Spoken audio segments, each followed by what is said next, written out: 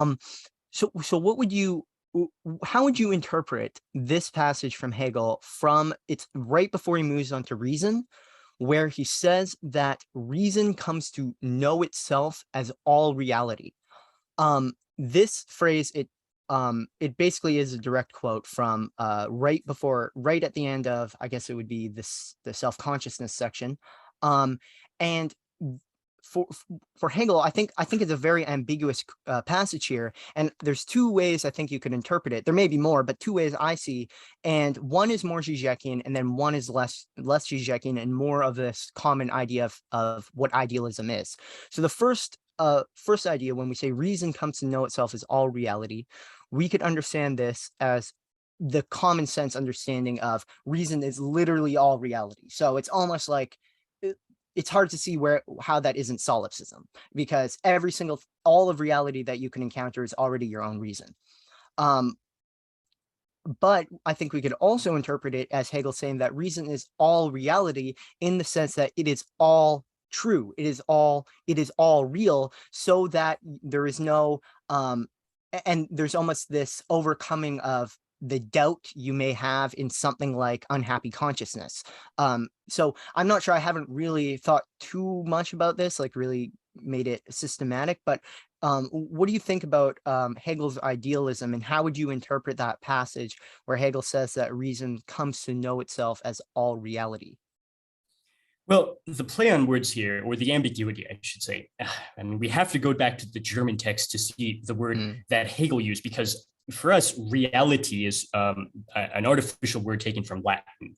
In Latin, res is the thing. So if we say that something is part of reality, we're saying it's thingly. It's not a figment of our imagination. There's actually a thing out there that corresponds to it. But of course, when you get to Kant, the thing is no longer unproblematically given, right? It's something which, mhm, for Zizek, the imagination does not reduplicate the unity of the thing, because the thing in itself has no unity. Okay, mm. so we have to see the word in German. I'm curious. Did you happen to take a look at that, or maybe we'll have No. to pull that up later? Yeah, I'd have Yeah, to. I'd maybe. have to pull Yeah. it up and find it. Yeah. Okay. So I think oftentimes maybe what he's talking about is Wirklichkeit, which does not have a common etymological root to the Latin word res. So a lot of things depend upon the context, and we'll have to answer that later.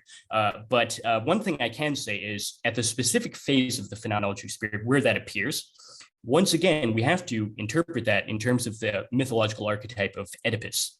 And the way that that is appearing, I think, now is the unhappy consciousness has spent the whole section trying to get rid of himself, and he turns over the agency finally to the village priest, because he realizes his own mortification of the flesh will never get rid of the flesh. So he turns it over to the priest. The priest claims to speak for God, or universal truth, because it overlaps with his mind. And in a properly Oedipal sense, you get reason when the unhappy consciousness realizes, no, that's actually just me. It's not just the village priest whose human mind overlaps with the universal truth. It's all of us. Okay. And you Mm, could interpret that in a Protestant level. Hegel doesn't really have the Protestant Reformation there.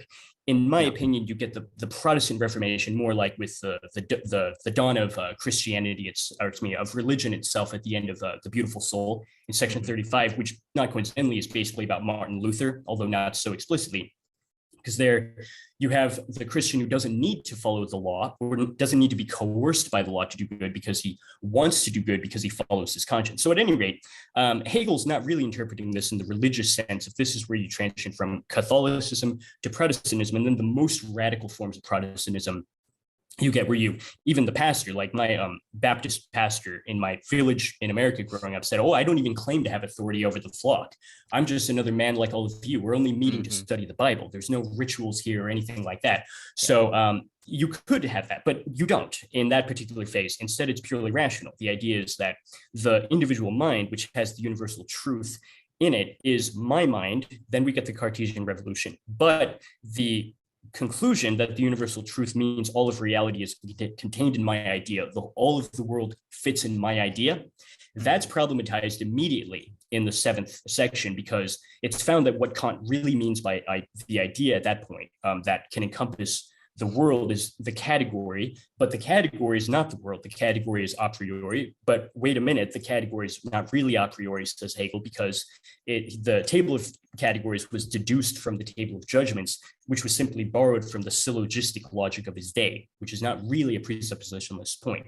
So for me, if you read a little further in the text, you find that he's almost putting forth this idea, the world is my idea, all of reality fits in my mind. He's almost saying it in a sarcastic manner, because he knows immediately after that, when you take this to the literal level of empirical investigation in the 8th section on observing reason, then you actually do observe every animal and then every ecosystem. This is where ecology makes its first appearance.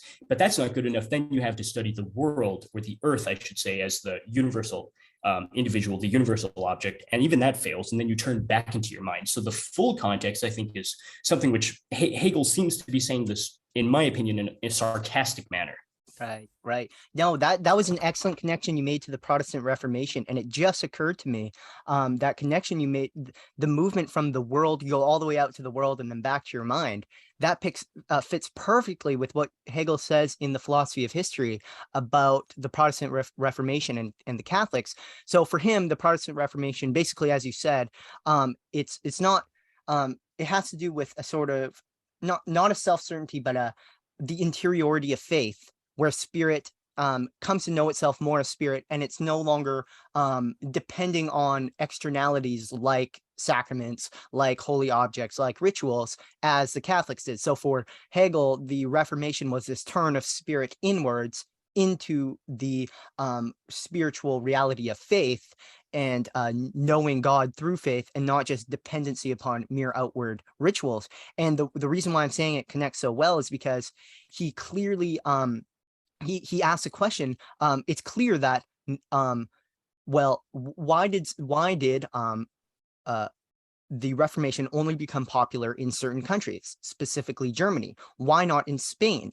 And the reason he gives exactly is because the Spanish people didn't have that same interiority of faith. They didn't have that same introspection, which led them to outward expansion and domination of the world.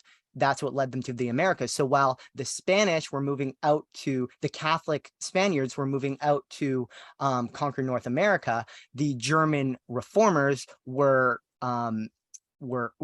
engaging in the Protestant Reformation. So I think that just connects so well with what you were saying about moving from the world back to the self. And it's probably not a coincidence, if I may say so, that the Reign of Terror, the revolution, occurred in Catholic France, and you move beyond that to Protestant Germany afterwards in the phenomenology. Right, right.